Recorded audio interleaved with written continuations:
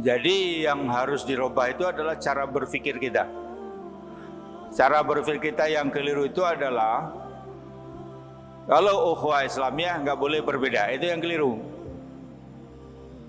Ukhuwah Islamiyah itu tidak berarti melebur semua organisasi, enggak. Ukhuwah Islam itu bukan berarti Muhammadiyah bubar, NU bubar, Irsyad bubar, semua satu. Enggak ada begitu. Itu diakui oleh Al-Quran.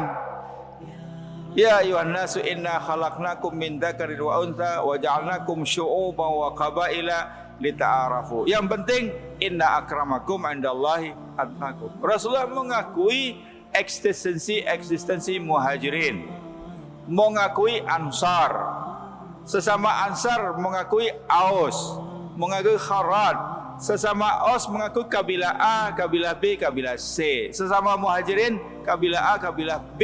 Kenapa semua tidak dihapus saja oleh Rasulullah menjadi Islam saja? Enggak.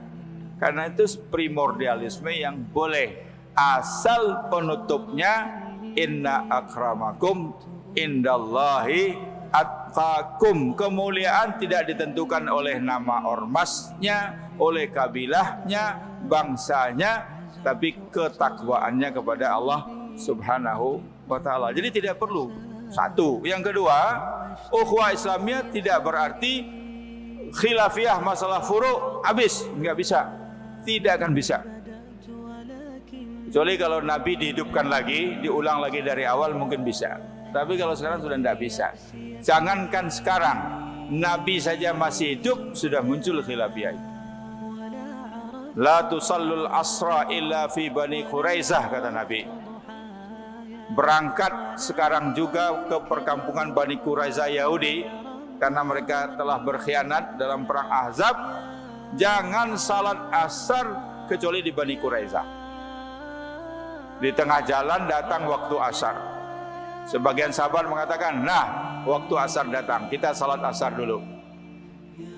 Sebaik-baik salat di awal waktu. Tapi yang lain mengatakan, kan Rasulullah sudah bersabda, jangan salat asar kecuali di Bani Quraizah. Bani Quraizah masih jauh. Kalau kita salat asar di sana sudah malam. Tidak peduli malam. Yang penting Rasulullah mengatakan salat asar di Bani Quraizah. Coba, sama-sama sahabat, sama-sama orang Arab, dengar sendiri, nggak usah pakai sanad, berbeda memahaminya. Tapi mereka sepakat untuk berbeda pendapat. Nah itu yang penting, agreement for disagreement. Sepakat untuk berbeda pendapat. Yang mau sholat, silakan sholat, kami tunggu. Nah yang lain sholatnya di Bani Quraizah, walaupun sampai di Bani Quraizah sudah isya, nggak peduli dia sholat asar aja, habis itu baru maghrib dan isya. Besok tanya sama Rasulullah, setelah selesai tugas, tanya sama Rasulullah, ya Rasulullah, siapa yang benar itu? Rasulullah mengatakan, yang salat asar di jalan, ahsanu fi fahmihim, mereka bagus pemahamannya. Nah, berarti yang dimaksud oleh Rasulullah itu tidak harfiah, harus salat asar di Bani Quraizah, tapi cepat berangkat, kalau bisa asar dan nyampe, kan gitu. Wah, yang salat asar di Bani Quraizah udah mulai ketar-ketir nih, berarti kita salah. Tapi ternyata Rasulullah bijaksana. Yang salat asar di Bani Quraizah ahsanu fi ta'atihim, mereka bagus juga dalam patuhnya. Yang satu bagus fahamnya, yang satu bagus patuhnya. Maunya kita jamaah Masjid Al-Irsyad bagus dua-duanya. Pahamnya juga bagus, patuhnya juga bagus. Nah kalau begitu umat kita saja yang dididik. Ini ada perbedaan pendapat dalam metode menentukan awal bulan.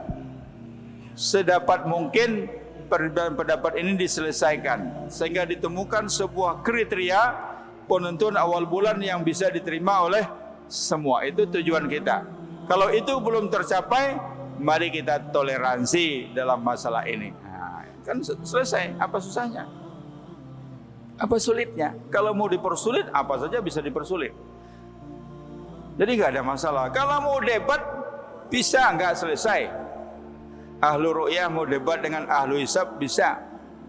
Mau debat ilmiah bisa, debat kusir juga bisa.